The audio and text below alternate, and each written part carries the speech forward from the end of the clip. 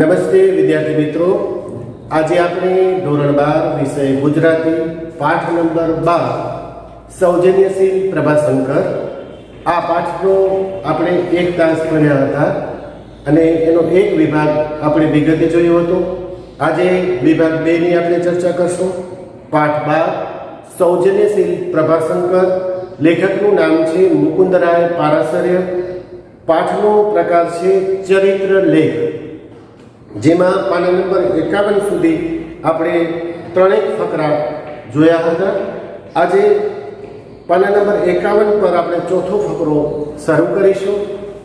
આપણે આજે આ વિભાગ શરૂ કરીએ એ પહેલાં આપણે ગયા વિભાગમાં જે જોયું હતું એની ટૂંકમાં અને ઝડપથી માહિતી આપી દઉં તો પ્રભાશંકરનો જન્મ મોરબી ખાતે એક ગરીબ પરિવારમાં થયો હતો. પ્રાથમિક શિક્ષણ તેમણે મોરબી, કોટડા અને રાજકોટ અને ભાવનગરમાં ઉચ્ચ શિક્ષણ મેળવ્યું હતું. તેમણે કારકિર્દીનો પ્રારંભ પ્રાથમિક શિક્ષક તરીકેથી કર્યો હતો. પછી મોરબી રાજ્યમાં કેળવણી નિરીક્ષકના પદ સુધી પહોંચ્યા હતા અને ભાવનગરમાં મહારાજા ભાવસિંહજી જ્યારે તખ્તસિંહ થયા, ગાદી પર બિરાજે, ત્યારે તેમણે પ્રભાશંકરને કહેણ મૂક્યું કે તમે ભાવનગરની સેવા માટે પધારો. ત્યારે પ્રભાશંકરે કહેલું કે હું મોરબી રાજ્યનો નોકર છું, મોરબીના રાજા એટલે કે બાબા મને બરાબર રાખે છે, માટે અકારણ નોકરી છોડવાનું મારી પાસે કોઈ કારણ નથી. એટલે મહારાજા ભાવસિંહજીએ મોરબી રાજાને પત્ર લખી અને એમની સેવાઓ માટે ભાવનગર મોકલવા માટે વિનંતી કરી, જેને મોરબી રાજ્યે માન્ય રાખી અને એ રીતે પ્રભાશંકર એ ભાવનગર રાજ્યની સેવામાં દાખલ થાય છે અને ત્યાં દિવાન પદ સુધી પહોંચે છે. અને ભાવનગર પહોંચ્યા પછી મહારાજા જે રીતે એનું માનપાન રાખતા હતા એટલે એ આંતરિક ખટપટનો ભોગ બને છે.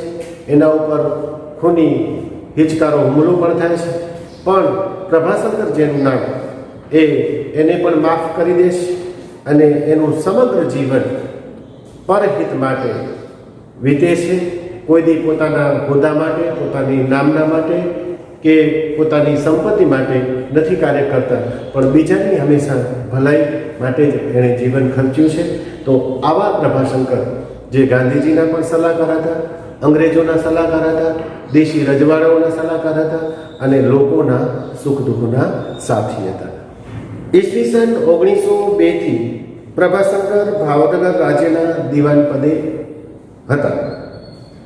બંદરી કરાર ભંગ સામે ભાવનગર રાજ્યે કરજણ સરકારને તથા તે પછી મિન્ટો સરકારને ઘણી બધી અરજી કરી હતી, પણ તેમાં એમને કંઈ દાદ મળી ન હતી. આથી ભાવનગર રાજ્ય ઇન્ડિયા કાઉન્સિલ સુધી અરજ કરી અને તે કામ ઇંગ્લેન્ડમાં શ્રી ભાવનગરી નામના એક પારસી સદગૃહસ્થ હતા એને સોંપવામાં આવ્યું. 1910 સુધી એ કામ પાર ન પડ્યું. છેવટે શ્રી પ્રભાશંકર પોતે ઇંગ્લેન્ડ ગયા અને એ વખતના સેક્રેટરી ઓફ સ્ટેટ ફોર ઇન્ડિયાના લોર્ડ મોરલીને મળી અને બધી જ વાત રૂબરૂ એમને સમજાવી. ન્યાયપ્રિય મોરલીએ આખો કેસ તપાસી જઈ અને લોર્ડ કર્ઝનના પગલાંને અન્યાય કહી અને એને રદ કર્યા. પ્રભાશંકરની હિંમત, એની ન્યાયપ્રિયતા, એની અન્યાય સામે લડવાની શક્તિ કેટલી છે કે અંગ્રેજોના જે અધિકારી હતા એ કોઈ પણ ખોટું પગલું ભરે તો એની સામે એ પૂરી તાકાતથી લડતા હતા. અને છેક ઇંગ્લેન્ડ જઈ અને ત્યાંના જે લોર્ડ કર્જન અહીંના અધિકારી હતી, એના જે ઉપરી અધિકારી હતા અંગ્રેજ, એને આખો કેસ સમજાવે છે અને એણે જે અન્યાયી પગલાં લીધા હતા એ બધા રદ કરાવે છે. ભાવનગર રાજ્યની તરફેણમાં ચુકાદો આવ્યા પછી લોર્ડ મોરલીએ શ્રી પ્રભાશંકરને હર્ષથી મળ્યા અને કહ્યું, congratulation mister Prabhashankar, you have one the case. અભિનંદન શ્રી પ્રભાશંકર, તમે કેસ જીતી ગયા છો. પણ પ્રભાશંકર જેનું નામ, જેના જીવનમાં ભારોભાર વિનમ્રતા ભરેલી છે, એ શું કહે છે? ઉત્તરમાં પ્રભાશંકરે કહ્યું, no thanks. It is not Mr. Prabhashankar who has won the case. It has the sense of justice on the part of the government that has won the case. પ્રભાશંકરે કહ્યું કે ના, આભાર. આ વિજય પ્રભાશંકરનો નથી, પણ બ્રિટિશ સરકારમાં રહેલી ન્યાયપ્રિયતાનો છે. તમારી જે ન્યાયપ્રિયતા છે એને કારણે આ કેસ હું જીતી શક્યો છું. આ ચુકાદાની તારથી ભાવનગર ખબર આપતા શ્રી પ્રભાશંકરે લખેલું કે આ સફળતાનો યશ શ્રી ભાવનગરીને આભારી છે. જેણે પોતાની કુનેથી આખો કેસ જીત્યો હતો એ પોતે એનો યશ નથી લેતા, પણ ભાવનગરીને આપે છે. પણ જે લોકો પ્રભાશંકરને નજીકથી જાણતા હતા એ તો કહેતા જ હતા, રાજા પાસે હરખ કરાવતા કહેતા હતા કે આ કામ પ્રભાશંકરનું છે, એ યશ માત્ર ભાવનગરીને આપે છે. એમાં જ પ્રભાશંકરની મોટાઈ છે અને મહાનતા છે. મહારાજા ભાવસિંહજીને ત્યાં સંતાન ન હતું, આથી પ્રભાશંકરે વ્રત કરેલું અને એ પછી 1912ના જુલાઈની 3જી તારીખે સૂર્યોદય સમયે પાટવી કુંવર કૃષ્ણકુમારજીનો જન્મ થયો. તો મહારાજા એટલા બધા ખુશ થઈ ગયા કે તેઓ તત્કાળ વધામણી આપવા માટે ખુદ મહારાજા પ્રભાશંકર જ્યાં રહેતા હતા એ અનંતવાડી પહોંચી ગયા. અને મહારાજા ખૂબ વહેલી સવારે ગયા હતા, એટલે પ્રભાશંકર ત્યારે સૂતા હતા. એટલે મહારાજા પોતાની મોજડીનો પણ અવાજ ન થાય એટલે મોજડી ખૂબ દૂર ઉતારી અને પ્રભાશંકર જ્યાં સૂતા હતા એની બાજુમાં જઈ અને બેસી ગયા. જ્યારે પ્રભાશંકર જાગ્યા ત્યારે એમણે વધામણી આપી અને પોતાની ત્યાં પુત્ર જન્મ થયો છે એની ખુશી વ્યક્ત કરી, આનંદ વ્યક્ત કર્યો. સાથે પ્રભાશંકરના વ્રત ફળ્યા અને એનો એમને સંતોષ હતો.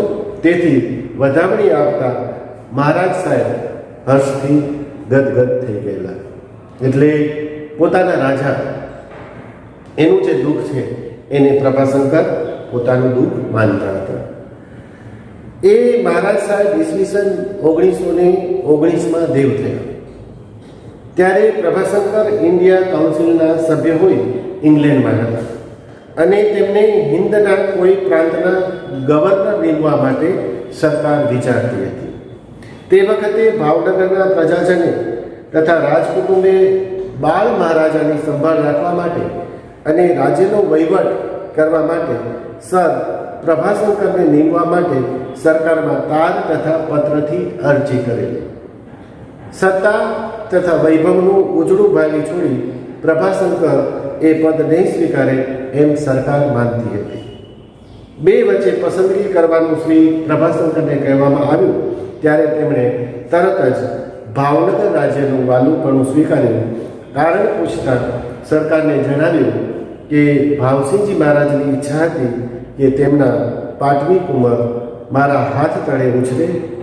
હાલ જ્યારે નામદારની હયાતી નથી ત્યારે મારી પહેલી ફરજ એ છે જે મારે આ સ્વીકારવું જોઈએ. હિન્દના કોઈ મોટા રાજ્યના ગવર્નર બનાવવા માટે અંગ્રેજ સરકાર એમને વિચારતી હતી. એમની પાસે બે વિકલ્પ હતા, હિન્દના કોઈ મોટા રાજ્યના ગવર્નર બનો કે પછી ભાવનગર રાજ્યના દિવાન બનો. તો એણે ભાવનગર નાનું રાજ્ય હતું તેમ છતાં એણે સ્વીકાર્યું. એને પૂછવામાં આવ્યું કે આમ કેમ કરો છો? ત્યારે એમણે કહ્યું કે જ્યારે મહારાજ જીવતા હતા ત્યારે એમણે મારી પાસે ઈચ્છા વ્યક્ત કરેલી કે એમના પાટવી કુંવરનો ઉછેર મારા હાથ તળે થાય. અને જ્યારે આજે મહારાજ પોતે જ્યારે દેવ થઈ ગયા છે, હયાત નથી, તો મારી પહેલી ફરજ એ થાય છે કે હું મહારાજની ઈચ્છાને અનુસરું. તો આ એની મહાનતા છે કે જે સત્તા માટે પોતે નથી જીવતા પણ પોતાની જે ફરજ છે એના ભાગરૂપે એ કામ કરે છે. એ પછી તેઓ ભાવનગર રાજ્યના એડમિનિસ્ટ્રેટિવ પદ સુધી આવ્યા અને હિન્દભરના દેશી રાજ્યના એકમાત્ર ઉત્તમ સલાહકાર બન્યા. તેઓ માત્ર ભાવનગર રાજ્ય નહીં પરંતુ હિંદના એવા કેટલાય દેશી રાજ્યો હતા જે પ્રભાશંકરની અમૂલ્ય સેવા અને સલાહ લેતા હતા. એકવાર 1930-31માં કાશ્મીરના મહારાજાએ એમને કહેણ મૂકેલું કે તમે કાશ્મીરનું દિવાન પદ સ્વીકારો. કાશ્મીર બહુ મોટું રાજ્ય હતું અને ઘણા મુદ્દામાં ત્યાંના રાજા પ્રભાશંકરની સલાહ પણ લેતા હતા. અને એમણે કહ્યું કે ભાવનગર તો ખાબોચિયા જેટલું રાજ્ય છે, આપના માટે ઘણું બધું નાનું છે, આપ કાશ્મીરને પોતાનું કરો. એ માટે હું તમને 5,000 રૂપિયાથી ઓછા નહીં આપું અને આપની યોગ્ય કદર કરીશ. એ વખતે 5,000 રૂપિયા એટલે અત્યારે બહુ મોટી રકમ ગણાય, એ વખતે પણ મોટી રકમ ગણાતી, કારણ કે ભાવનગર કરતાં કાશ્મીર રાજ્ય ખૂબ વિશાળ હતું અને રાજ્ય ખૂબ સમૃદ્ધ હતું. ત્યારે પ્રભાશંકરે કહ્યું, મારા પર આપ વિશ્વાસ ન રાખો તો આવું. કે છે કે આપ મારા પર વિશ્વાસ ન રાખો તો આવું. તો કે એવી શરત કેમ મૂકો છો? ત્યારે પ્રભાશંકરે કહ્યું, ભાવનગરના મહારાજ ભાવસિંહજીએ મને આગળ આવ્યો, તેઓ દેવ થયા, ત્યારે તેના સંતાનો મને સોંપતા ગયા છે. જો હું સત્તા કે ધનના લોભે એ બધું ભૂલી ફગાવી અને કાશ્મીર આવું, પછી હું આપને કે કાશ્મીર રાજ્યને વફાદાર રહું એવો વિશ્વાસ આપે મારામાં ન રાખવો જોઈએ. જો કેટલા વિચારો સ્પષ્ટ છે. એ કહે છે કે તમે અત્યારે મને મોટી ઓફર આપો છો, જ્યારે હું કાંઈ નહોતો ત્યારે ભાવનગર રાજ્ય મને મોટું બનાવ્યું, અને અત્યારે જ્યારે ત્યાં મહારાજ નાના છે અને ભાવનગરનું વાલીપણું સ્વીકારવું એને હું મારી ફરજ સમજું છું. અત્યારે હું સત્તા અને પદ માટે, પૈસા માટે તમારી ઓફર સ્વીકારું, કાલે બીજા કોઈક મને તમારાથી મોટી ઓફર આપીશ તો હું તમને પણ વફાદાર નહીં રહું. એટલે હું એવો માણસ નથી કે સત્તા માટે બીજું બધું છોડી દઉં. શ્રી પ્રભાશંકરમાં નિસ્પૃહતા અને નિરઅભિમાની પણ હતો. સાથે જે સત્યનિષ્ઠા અને પરહિત સાધકતા હતા તેને અંગે તેમના પરિચયમાં જે કોઈ આવતા, પછી રાજા હોય, રંક હોય, નોકર હોય કે બ્રિટનના મહાન અમલદાર હોય, બાળક હોય કે મોટી ઉંમરના હોય, દરેકને એમ જ લાગતું કે પટણી અમારા છે. તેમનું હૃદય વિશાળ હતું અને વહીવટમાં ખૂબ કુશળ હતા. પ્રભાશંકર એ એવું વ્યક્તિત્વ હતું કે એનાથી અંગ્રેજ સરકારના અધિકારીઓ, મોટા મોટા ભલભલા અધિકારીઓ પણ ડરતા હતા. એવો એ અધિકારી છે, એમનાથી નીચેના જે અધિકારી હતા એમને એવી સલાહ આપતા કે તમારે શ્રી પ્રભાશંકર સાથે મતભેદ દર્શાવવો હોય અથવા લડવું હોય તો કાગળ પર રહેજો, કદી એમને રૂબરૂ મળીને વાત કરતા નહીં તો એ તમને પોતાના મતના કરી દેશે. પ્રભાશંકરમાં એવી તાકાત હતી કે એમના વિરોધીઓને પણ એ પોતાના મતના કરી દેતા. એટલે અધિકારીઓને ભય રહેતો કે આની સાથે વિરોધ કરવો હોય, એમની સાથે લડવું હોય તો આપણે કાગળ પર લડવું, રૂબરૂ ના મળવું. રૂબરૂ મળશો તો પ્રભાશંકરમાં એવી કળા છે કે પારકાને પણ પોતાના કરી દેશે. પૂજ્ય ગાંધીજી તથા પ્રભાશંકર રાજકોટ હાઈસ્કૂલમાં સાથે ભણતા ત્યારથી જ એમની પીછાણ હતી. ગાંધીજી આફ્રિકામાં હતા ત્યારે તેમના કાર્યથી શ્રી પ્રભાશંકર માહિતગાર રહેતા. તેમના હિંદ આવ્યા પછી બંને ગાઢ મિત્રો બની ગયેલા. શ્રી પ્રભાશંકર ગાંધીજી પ્રત્યે માનથી જોતા હતા, છતાં પોતાની જે વાત સત્ય લાગતી હતી તે બે ધડક કહી દેતા હતા. ઈસવીસન 1923માં સત્યાગ્રહની લડતના નામે હિંસક તોફાનો થયા ત્યારે ગાંધીજીને રૂબરૂ મળીને તેમણે વાત સમજાવતા કહેલું કે આવા તોફાનોથી આપના અહિંસક સત્યાગ્રહી તરીકેના જે વ્યક્તિત્વ છે તેના મૂળમાં ઘા થાય છે. આપની પ્રતિષ્ઠા ઘટે છે, માન ઘટે છે અને જગતની આંખે આપનું કાર્ય દંભ રૂપે દેખાય એવું બને છે. એવી વખતે સત્યાગ્રહ પાછો ન ખેંચવો તે હિમાલય જેવડી ભૂલ ગણાશે. ગાંધીજીને આ વાત ખરી લાગી.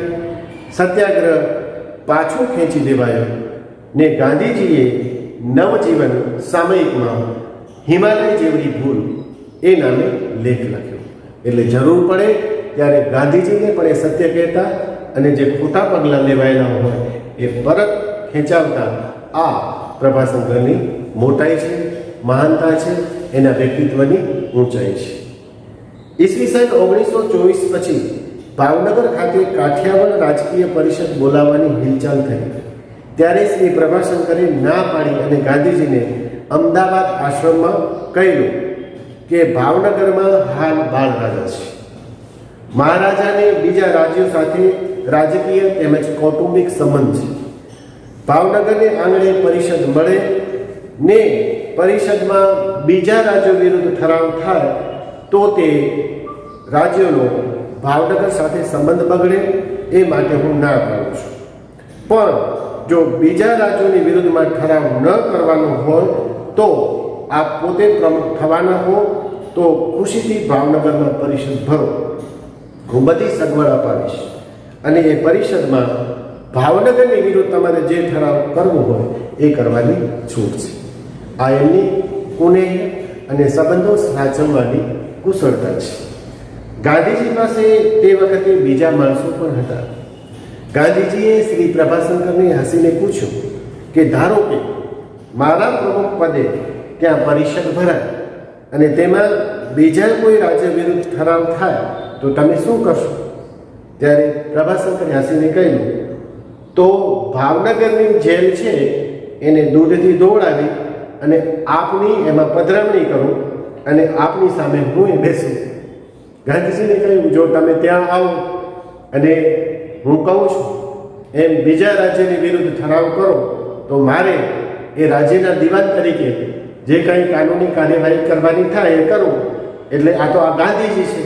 ગાંધીજીને જેલમાં ન પૂરી શકાય, બહુ પવિત્ર આત્મા હતા. એટલે કહે છે કે પહેલાં તો આખી ભાવનગરની જેલ છે એને દૂધે દોડાવું, પછી એમાં આપની પધરામણી કરું અને આપને જેલમાં પૂરીને હું થોડો બહાર રહું એટલે હું તમારી સાથે બેસું. ગાંધીજીએ પ્રમુખ પદ સ્વીકાર્યું. પરિષદ ભાવનગર ખાતે ભરાઈ અને કોઈ અનુચિત ઠરાવ પસાર ન થયો. ઈસવીસન 1926માં ગાંધીજી શ્રી પ્રભાશંકરના અંગત મહેમાન તરીકે ત્રાપજમાં રહેલા અને તારીખ 12/3/1930ના રોજ આશ્રમેથી ગાંધીજી દાંડી કૂચ માટે નીકળ્યા ત્યારે તેમની સાથે પ્રભાશંકર પણ હતા. બીજી ગોળમેજી પરિષદ વખતે કોંગ્રેસ આગેવાનો તથા સરકારશ્રીના સત્તાધીશોના આશ્ચર્ય વચ્ચે ગાંધીજીને સમજાવી શ્રી પ્રભાશંકર તેમને ઇંગ્લેન્ડ લઈ ગયેલા. શ્રી પ્રભાશંકરે એ વખતે ગાંધીજીને કહેલું કે હું જાણું છું કે અંગ્રેજ સત્તાધીશો હાલ સ્વાર્થથી અંધ છે, તેથી પરિષદ સફળ જવાની નથી, પણ ત્યાં આપનું જવાનું નિષ્ફળ નહીં જાય. કારણ કે ત્યાં જવાથી ત્યાંની પ્રજા આપ વિશે તથા હિન્દ વિશે ખરેખર વાકેફ થશે અને આપની માંગણી છે એ ન્યાયી છે એ સમજશે. તે માટે હિન્દ માટે અનુકૂળ વાતાવરણ બનશે. ગોળમેજી પરિષદમાં શ્રી પ્રભાશંકરને પણ આમંત્રણ હતું. ત્યાંના એક સત્તાધારીએ શ્રી પ્રભાશંકરને કહેલું, તમે સામાન્ય વ્યક્તિ નથી. સરકારને તમારામાં વિશ્વાસ છે ને ઈચ્છે છે કે કોઈથી દબાયા વગર તમે સ્વતંત્ર અભિપ્રાય આપશો. એના ઉત્તરમાં પ્રભાશંકરે કહેલું, આપ જાણો છો કેવળ હિન્દના લાભ માટે નહીં પણ ભારોભાર બ્રિટનના તથા માનવજાતના હિત માટે શ્રી ગાંધીજી વાત કરે છે. એટલે આપે ગાંધીજીને પૂરા સાંભળવા એવી મારી વિનંતી છે. અમે અમારી અંગત વાત બોલીએ છીએ જ્યારે ગાંધીજી એ સમગ્ર હિન્દની વાત બોલે છે. આપ બીજાઓને મોટા બનાવીને પૂછો છો જેથી સામા માણસને એમ થાય કે હું કાંઈક છું અને તેથી ગાંધીજીથી જુદા પડી નવી અને આડી વાત બોલે અને સમાધાન થાય નહીં. ત્યારે સરકાર કહે તેમ અંદર અંદર એક મત નથી તો અમે શું કરીશું? આવી સ્થિતિમાં આપ મને ન મૂકો. હું બ્રિટન તથા હિન્દ બંનેનું હિત ચાહું છું. એટલે ગાંધીજી જે કહે છે એમાં અમારી સંમતિ સમજશો અને બ્રિટનને ગાંધીજીને સાંભળવા માટે, તેના કથનને માન્યતા આપવી, તેમાં જ બ્રિટનનું હિત થશે, તેમજ મોભો વધશે એવી મારી માન્યતા છે. પ્રભાશંકર સમજતા હતા કે ગોળમેજી પરિષદ નિષ્ફળ જવાની છે, પણ ભારતને થોડા વર્ષોમાં જ સ્વતંત્રતા મળવાની છે. આથી ગોળમેજી પરિષદ વખતે શ્રી પ્રભાશંકરે બીજું કામ કર્યું. ગાંધીજી કદી ફોટો પડાવવા માટે ઊભા રહેતા નહીં, પણ શ્રી પ્રભાશંકરે તેમને એક વિનંતી કરી અને ગાંધીજીએ માન્ય પણ રાખી. ઇંગ્લેન્ડના એક પ્રખ્યાત ચિત્રકારને જેનું નામ છે સર ઓસ્વાલ્ડ બર્લી, તેની પાસે ગાંધીજી નિત્ય 1 કલાક સ્થિર ઊભા રહે. ચિત્રકાર તેમનું તૈલચિત્ર તૈયાર કરી આપે. ગાંધીજીએ લાગત 8 દિવસ સુધી આ પોઝ આપેલો અને આ તૈલચિત્ર પોતાના ખર્ચે તૈયાર કરાવી અને શ્રી પ્રભાશંકર હિંદ લાવ્યા અને તેમને એક પેટીમાં મૂકી દીધેલું હતું. પોતાનો અંતકાળ જ્યારે નજીક આવ્યો ત્યારે પોતાના સૌથી મોટા પુત્ર અનંતરાયને આ ચિત્ર સોંપતા કહ્યું કે આમાં પૂજ્ય ગાંધીજીનું લાઈફ સાઇઝનું તૈલચિત્ર છે. ભારતને સ્વતંત્રતા પ્રાપ્ત થાય ત્યારે આ ચિત્ર વળી ધારાસભાને ભેટ આપવાનું છે. અને એ રીતે 1947માં ભારત સ્વતંત્ર થયું ત્યારે શ્રી અનંતરાય આ તૈલચિત્ર વળી ધારાસભામાં તારીખ 28/8/1947ના રોજ રાજેન્દ્ર પ્રસાદના હસ્તે ખુલ્લું મુકાવેલું. આવી દીર્ઘદ્રષ્ટિવાળા લોકહિત સાધક શ્રી પ્રભાશંકરના નિસ્પૃહ અને નિરાભિમાની માણસનો સ્પષ્ટ ખ્યાલ તેમના નીચેના શબ્દોથી આવશે. તેમનું જીવન ચરિત્ર ન લખવાની વાત કરતાં તેમણે કહેલું, ખરી હકીકત તો એ છે મહારાજા ભાવસિંહજીને હું ચડી ગયેલો અને તેમના વિશ્વાસને લઈને જ મારામાં જે શક્તિઓ હતી તે બહાર આવી. હું માનું છું કે મારા જેવા ગણાય છે, માત્ર એને મહારાજા ભાવસિંહજી મળ્યા નથી. આ છે પ્રભાશંકરની વિનમ્રતા.